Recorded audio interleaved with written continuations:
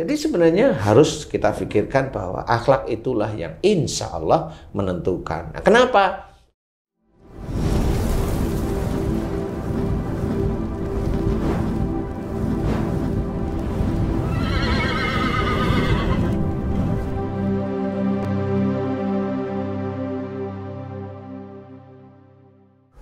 Bismillahirrahmanirrahim. Assalamualaikum warahmatullahi wabarakatuh.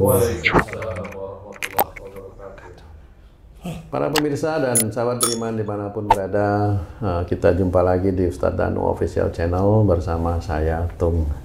Semoga kita semua selalu dalam lindungan Allah Subhanahu wa Ta'ala. Amin ya rabbal alamin. Di video kali ini kita akan ngaji lagi bersama guru kita semua, Pak Ustadz Danu, yang sudah hadir di sini bersama kami. Assalamualaikum Pak Ustadz. Assalamualaikum warahmatullahi wabarakatuh. Assalamualaikum Bang J. Waalaikumsalam Pak Tung.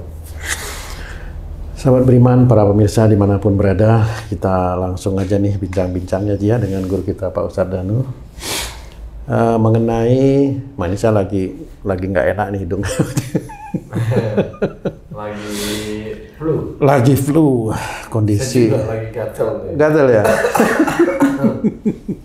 Tapi kan flu ini juga namanya penyakit ya, Pak Haji ya. Pak Ustadz, sebenarnya munculnya penyakit itu apa betul karena situasi lingkungan atau karena apa sebenarnya Pak Ustadz? Iya, bismillahirrahmanirrahim. Assalamualaikum warahmatullahi wabarakatuh. Waalaikumsalam warahmatullahi wabarakatuh. Amin ya rabbal alamin. Iya, sebenarnya pemicu utamanya orang sakit itu bukan persoalan lingkungan, bukan persoalan karena polusi atau karena apa. Kecuali kalau dia minum racun ya beda ya dia. Ini beda. Karena yang diminum sendiri sudah bisa menimbulkan menimbulkan sakit. sakit. Ya, betul. Jadi yang penyakit umum aja, yang penyakit umum itu umpamanya ya batuk, ya pilek, ya kemudian sesak nafas, kemudian pusing atau mulai agak berat-berat dikit, saraf terjepit, ya. Kemudian bisa kanker, bisa tumor, kiste atau sel telur yang mengecil, kan begitu-begitu nih penyakit-penyakit yang seperti itu. Jadi triggernya bukan dari polusi. Jadi kalau momennya ada sel telur mengecil, wah ini karena polusi ya nggak bisa. Ya, ini tumor karena polusi ya nggak bisa. Kalau sekarang kan hampir semua masalah dikaitkan dengan polusi, Mas.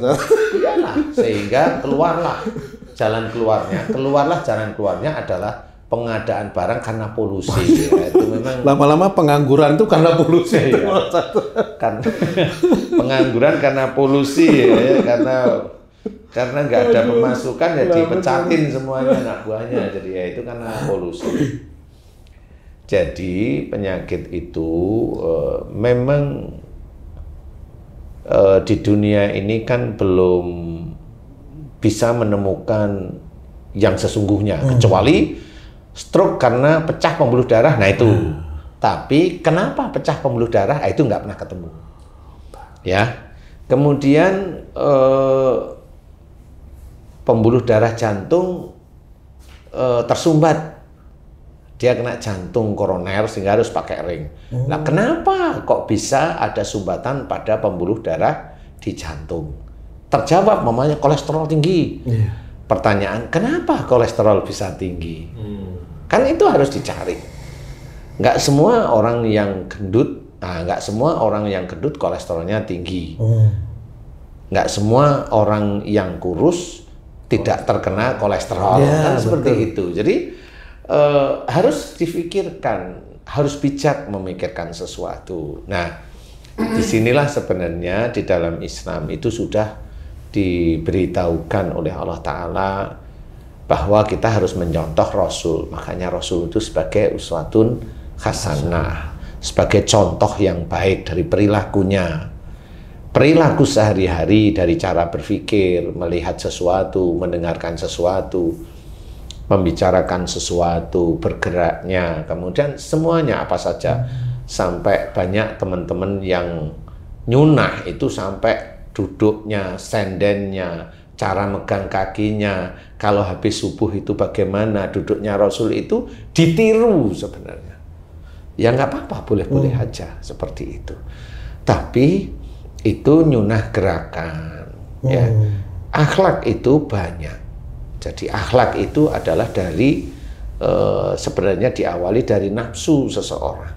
Nah, nafsu inilah harus mencontoh Rasul yang nafsunya tidak berlebihan. Standar sebagai seorang muslim. Kemudian juga bisa dieliminir nafsu-nafsu yang tidak baik. Nafsu-nafsu yang baik, Rasul itu biasanya tetap itu dari Allah Ta'ala. Diminta melakukan ini, diminta melakukan ini, diminta melakukan ini, seperti itu. Nah, itulah kita mencontoh akhlak Rasulullah. Selama ini akhlak yang berhubungan dengan melihat, yang berhubungan dengan berpikir, ini akhlak ya. Yang berhubungan dengan mendengar, yang berhubungan dengan bicara. Bicara nanti dibagi macam-macam, semuanya ya, termasuk melihat, mendengar, berpikir itu dibagi macam-macam. Bicara dengan nada lembut, bicara nada agak keras, bicara lembut tapi menyakitkan. Nah, ini beda lagi. Bicara yang lembut menyakitkan terus, nggak kasar. Ada bicara yang nggak menyakitkan tapi teriak-teriak. Istilahnya, kami dari suku ini nggak bisa bicara lembut. Nah, ya itu terserah aja kan. Yang Allah aja menyuruh kita itu lembut dalam segala urusan. Lintalahum, lemah lembutlah kamu kepada mereka. Jadi kita udah diajarkan. Tapi kalau sampai bilang, kami ini dari suku ini tidak bisa, kami lembut. Kamu muslim nggak? Muslim, ya belajarlah lembut. Ya, seperti itu. Nah, kelemah lembutan itu juga diajarkan oleh Rasul. Ya, kemudian apa? Nada bicara aja udah beda-beda. Dari yang lembut, kelihatannya lembut tapi menyakitkan ada. Yang lembut karena takut ada. Ini loh, mah sama istrinya. Ini mah, saya mau ini boleh? Mau apa kamu? Mau beli mobil, mah. Uangmu ada nggak? Mama yang bawa. Itu lembut karena takut kan gitu. Sama bos juga ada tuh Pak Ustadz yang takut kan? Oh gitu ya. Nah, itu lembut karena ingin jabatan. Ya. Tapi memang saya dukung kamu tuh. Kamu sama anak buah agak keras, sama bos juga keras, itu saya dukung gitu. Jadi jabatanmu nggak nambah. Berarti nggak ada takutnya. Itu nggak ada takut, itu kan apa?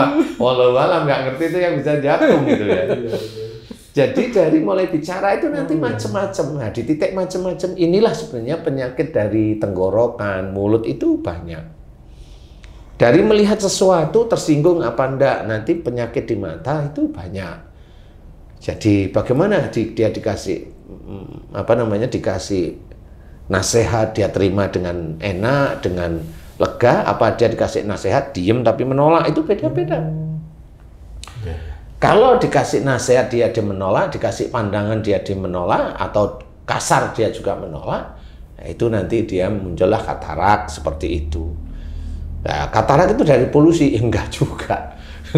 Katarak insya Allah selama ini saya teliti, memang orangnya relatif kalau diberi masukan itu menolak. Seperti itu. Nah, kemudian tenggorokan sama, akhirnya kayak Haji J umpamanya gatal terus. Nah, gatalnya tenggorokan Haji J ini bukan masalah polusi, enggak. Karena Haji J ini kan gatal itu kan kakak. Sebenarnya Haji J itu pengen banyak ngomong sama istrinya, tapi terkendala nggak berani. Sehingga yang mau diomongkan itu terkunci, nggak keluar. Nah, itu menjadi keinginannya kuat tapi nggak bisa keluar.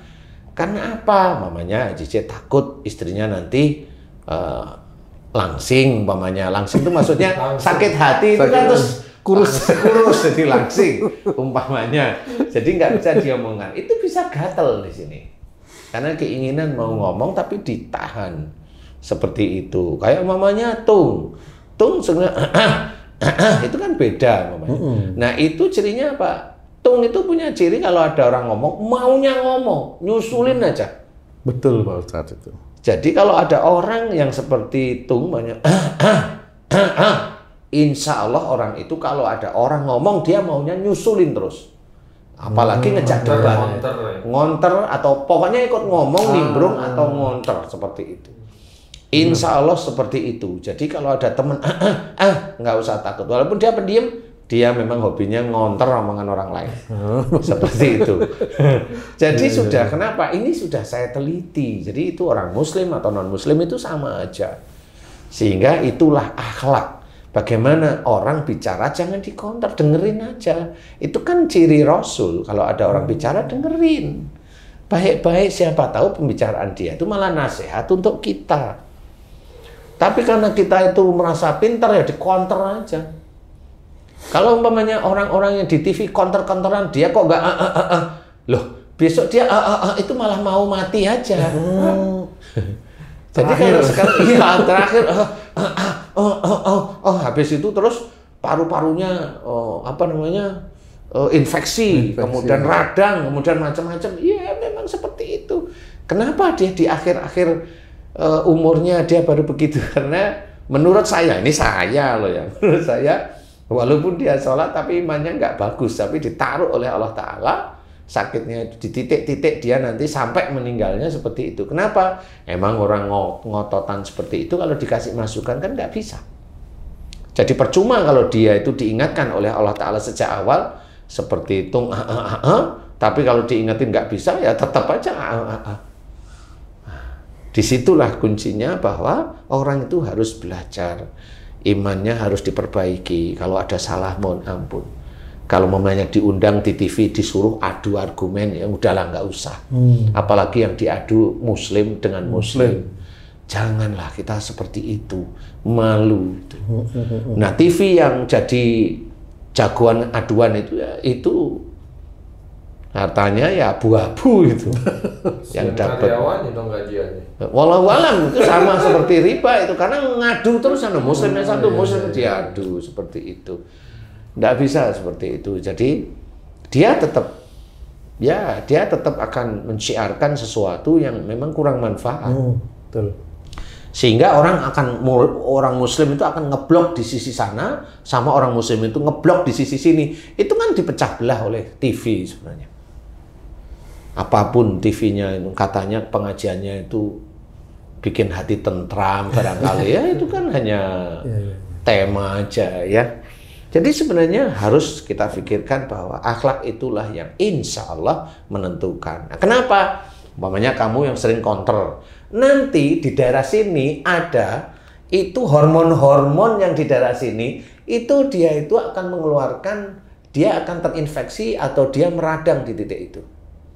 Terus hormon-hormon di sini itu ada mengeluarkan cairan sesuatu atau kelenjar-kelenjarnya mengeluarkan cairan di sini karena panas, karena hobinya mau ngomong sama mengkanter panas, sehingga di sini seperti ada cairannya di dalam. Lendir-lendir yang sebenarnya kalau ditanyain lendirku berlebih lah. Kenapa? Itu nggak akan.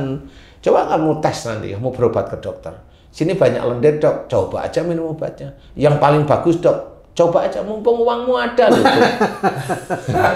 Ya dicoba dites. Setengah tahun bener minum obat yang dari Jerman umpamanya ngilangin lendir, hilang enggak sebenarnya. Nah itu cara mengcounter itu seperti itu. Nah coba umpamanya yang atau yang hobinya ngotot itu coba dikurangi bicaranya, tenang santai, nggak ingin ngomong secara frontal. Insya Allah itu hilang kok. Insya Allah itu hilang. Nah itu bagaimana? Memang Allah sudah benar di dalam Quran, wa ma asabakum min musibatin fa bima kasabat aydikum. Jadi apa saja musibah yang kau terima itu disebabkan dari buah tanganmu sendiri. Udah jelas perilaku yang tidak baik, dan itu dilakukan terus-menerus bertahun-tahun sehingga itu menjadi kesalahan dan dosa. Dari dosa itulah Allah memunculkan penyakitnya agar orang itu tobat terhadap apa yang sering dilakukan. Jadi sebenarnya saya pun mengajarkan kepada orang Indonesia khususnya dan dunia itu untuk memahami istighfar. Fahami istighfar. Mohon ampun kepada Allah Ta'ala itu fahami, jangan hanya keluar di lisan aja, tapi fahami mana yang memang sering berbuat salah itu. Kalau saraf kejepit itu menyimpan marah, di tulang belakang, tulang ekor khususnya, di dalam keluarga. Umurnya 50 ke atas, berarti banyak dengan istri atau suami.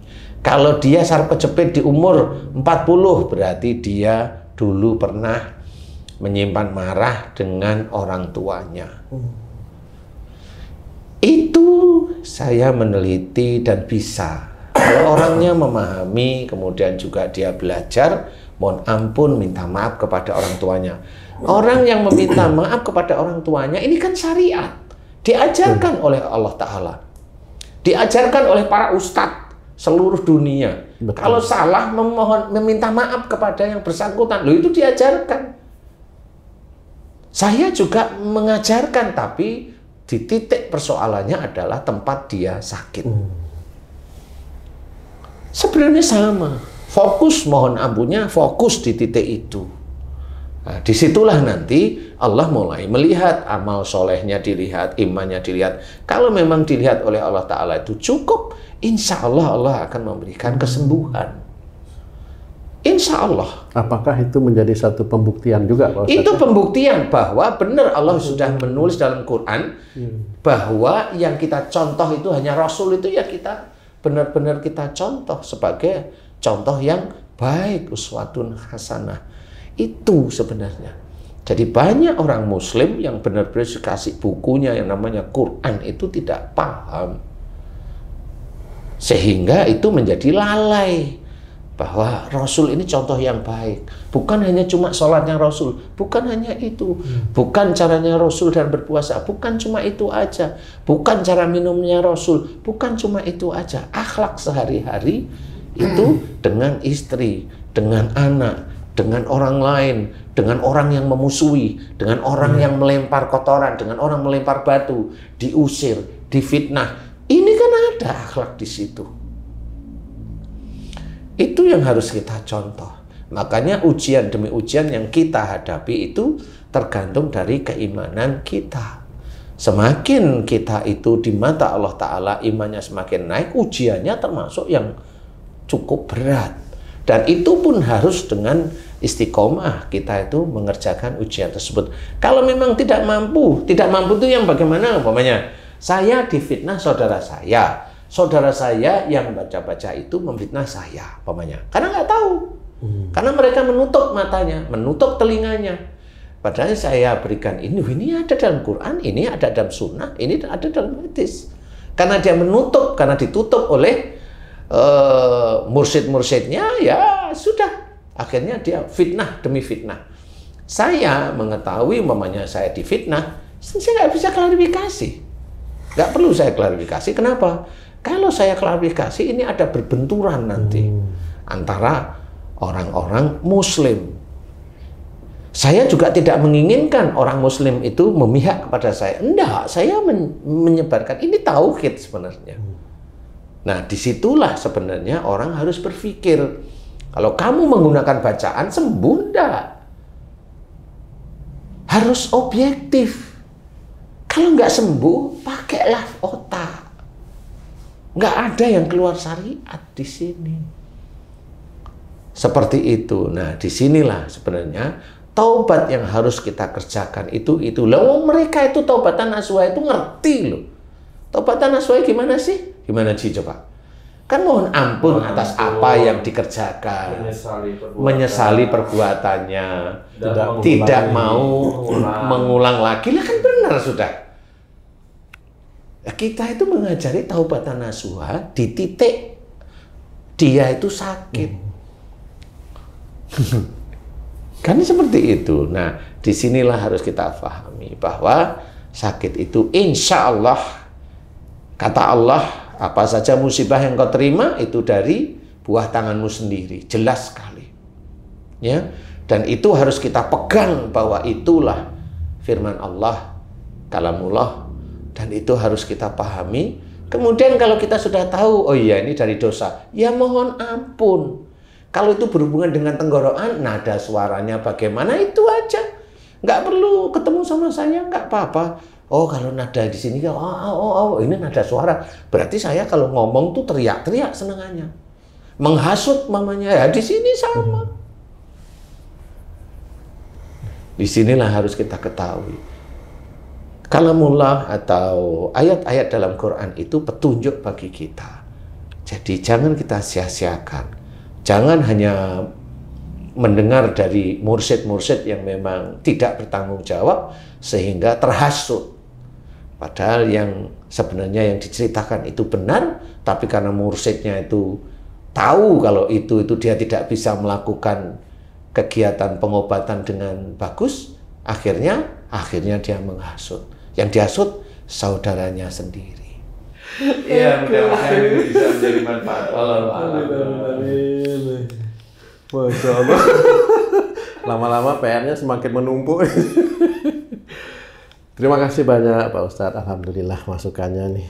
Sahabat beriman, para pemirsa dimanapun berada, ini satu pembahasan yang cukup bagus ya dan mendasar sekali.